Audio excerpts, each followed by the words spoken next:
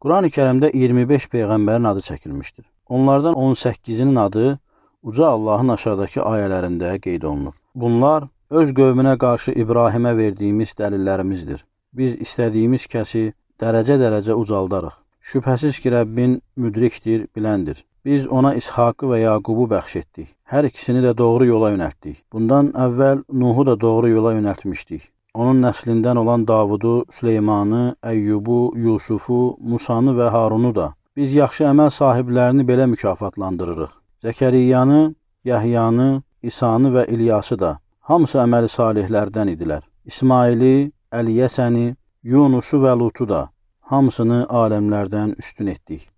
Digər peyğəmbərlərin adları isə başqa ayələrdə qeyd olunur. Uca Allah buyurur: Ad qövmünə də qardaşları Hudu göndərdik. O həmçinin buyurur: Səmud qövmünə də qardaşları Salihi göndərdik. Həmçinin buyurur: Mədiyən qövmünə də qardaşları Şueybi göndərdik. O həmçinin buyurur: Allah Adəmi, Nuhu, İbrahimin mömin nəslini və İmranın mömin nəslini seçib aləmlərdən üstün etdi.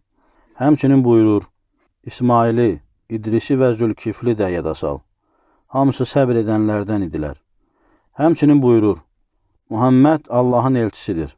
Onunla birlikdə olanlar kafirlərə qarşı sərt, öz aralarında isə mərhəmətlidirlər. Hər bir müsəlman adları sadalanan bu peyğəmbərlərə və elçilərə müfəssəl şəkildə iman gətirməli, Allahın və Peyğəmbərinin sallallahu aleyhi və səlləmin xəbər verdiyi kimi onların hər birinin nəbi və ya rasul olduğuna etiqad etməlidir. Bundan başqa, dəlillərdə göstərilən peyğəmbərlərə məxsus fəzilətlərə, xüsusiyyətlərə və xəbərlərə də iman gətirmək vacibdir. Buna Allahın İbrahimi aleyhissalamı və Məhəmməd sallallahu aleyhi və səlləmi özünə dost seçdiyini misal çəkmək olar.